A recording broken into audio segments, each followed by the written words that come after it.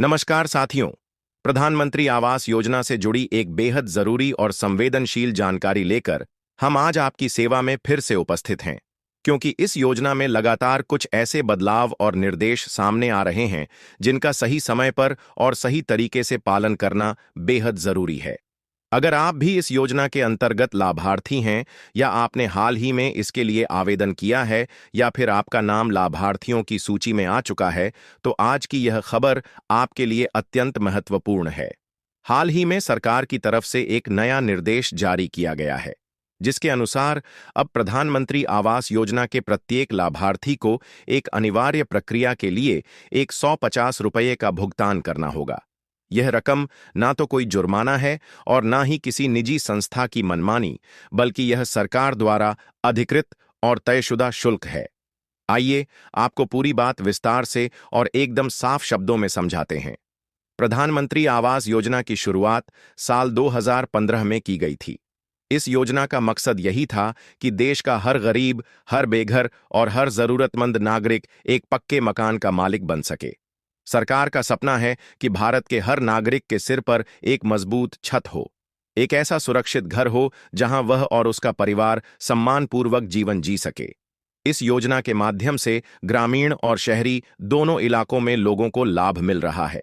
गांवों में इसे प्रधानमंत्री आवास योजना ग्रामीण कहा जाता है और शहरों में प्रधानमंत्री आवास योजना शहरी के नाम से जाना जाता है। अब आइए उस जरूरी प्रक्रिया पर आते हैं जिसके लिए यह 150 रुपये की राशि तय की गई है। सरकार ने इस योजना में पारदर्शिता बनाए रखने और हर असली लाभार्थी तक उसका हक पहुंचाने के लिए जियो टैगिंग आधारित फिजिकल वेरिफिकेशन यानी भौतिक सत्यापन की प्रक्रिया अनिवार्य कर दी है। इस प्रक्रिया के तहत यह सुनिश्चित किया जाता है कि मकान का निर्माण कार्य कहां तक पहुंचा है। इसके लिए जियो टैग आधारित फोटो खींची जाती है और उसे सरकार के पोर्टल पर अपलोड किया जाता है। यह फोटो सरकारी पोर्टल पर सीधा अपलोड होता है, जिससे कहीं भी कोई गड़बड़ी या फर्जीवाड़ा ना हो सके। ने पंचायत सचिवों, रोजगार सेवकों या अधिकृत एजेंसियों को जिम्मेदारी दी है। यह लोग गांव-गांव जाकर इस प्रक्रिया को अंजाम दे रहे हैं। लाभार्थी को जब पहली किस्त मिलती है तो सबसे पहले उस वक्त का फोटो खींचा जाता है। फिर जब दीवारें खड़ी हो जाती हैं तब दूसरा फोटो लिया जाता है। उसके बाद छत पड़ने पर तीसरा फोटो लिया जाता है और कभी-कभी जरूरत पड़ी तो चौथा फोटो भी लिया जाता है।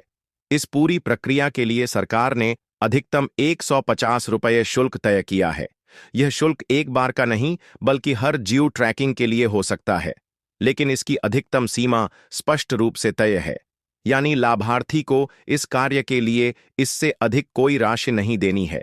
अगर कोई अधिकारी या एजेंसी आपसे 150 रुपये से ज्यादा की मांग करें तो आप साफ मना कर दीजिए और तुरंत अपने प्रखंड कार्यालय या जिला आवास विभाग में इसकी शिकायत दर्ज कराइए। अब यह सवाल उठता है कि इस शुल्क का भुगतान कैसे करें, तो इसका तरीका बहुत सरल है। अधिकृत पंचायत सचिव या रोजगार सेवक आपको फोटो लेने से पहले सूचित करेगा। उसके बाद आप उसे 150 रुपये की राशि रसीद के साथ ही दीजिए। अगर वह रसीद नहीं दे रहा है तो आप उसे कह सकते हैं कि आप बिना रसीद के कोई भुगतान नहीं करेंगे। सरकार का स्पष्ट आदेश है कि हर लेन देन पारदर्शी हो और लाभार्थी को उसकी पूरी जानकारी दी जाए। कुछ जगहों पर यह राशि आपकी अंतिम किस्त से काट ली जा रही है, जबकि कुछ जगह पंचायत कर्मचारी सीधे नकद वसूल कर रहे हैं। ऐसे में कभी-कभी भ्रम की स्थिति भी पैदा हो सकती है, लेकिन आपको यह समझना होगा कि यह कोई रिश्वत नहीं है, बल्कि यह प्रशासनिक प्रक्रिया का हिस्सा है जिसे निभाना जरूरी है। यहां यह जान लेना भी जरूरी है कि अगर जियो टैगिंग नहीं होगी तो आपकी अगली किस्त रोक दी जाएगी।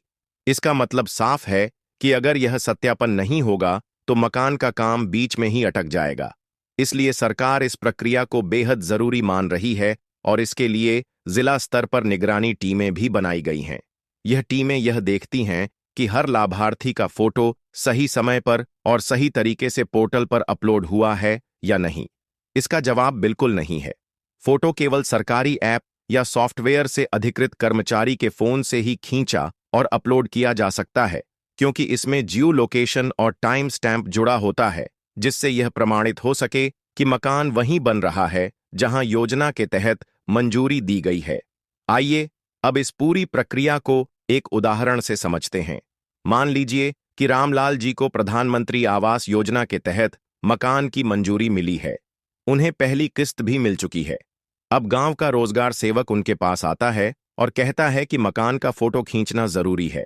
वह मोबाइल ऐप के जरिए फोटो खींचता है और सिस्टम पर अपलोड कर देता है।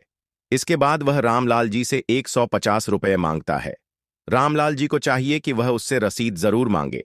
अगर वह रसीद देने से मना करे तो रामलाल जी को साफ कहना चाहिए कि वह बिना रसीद के कोई पैसा नहीं देंगे।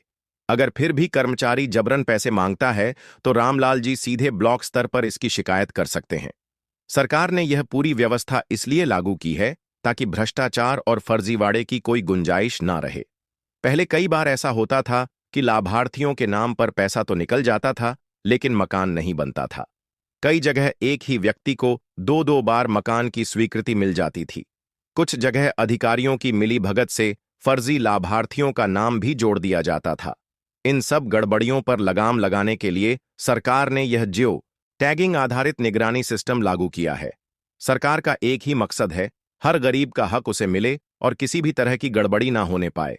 अब आप सोच रहे होंगे कि जब सरकार खुद मकान बनवा रही है तो फिर यह 150 रुपये क्यों लिया जा रहा है? इसका जवाब बहुत साफ है। इस योजना को चलाने और निगरानी के लिए प्रशासनिक खर्च होता है। अगर सरकार यह खर्च भी खुद वहन करे तो योजना की लागत बहुत ज्यादा बढ़ जाएगी। इसलिए सरकार ने एक नाम मात्र की राशि तय की है जिसे लाभार्थी खुद दे, ताकि योजना सुचारू रूप से चलती रहे और हर जरूरतमंद तक इसका लाभ सही तरीके से पहुंचे। साथियों, एक और बहुत जरूरी सूचना है। अगर आपने अभी तक अपने बैंक खाते को आधार से लिंक नहीं करवाया है तो अगली किस्त के आने में परेशानी हो सकती है। सरकार अब हर किसी को डायरेक्ट बेनिफिट ट्रांसफर यानी सीधे बैंक खाते में पैसा भेजने की प्रक्रिया को और भी तेजी से लागू कर रही है। इसलिए आपसे निवेदन है कि अपने नजदीकी बैंक शाखा या कॉमन सर्विस सेंटर पर जाकर अपने बैंक खाते को आधार से जरूर लिंक करवा लें।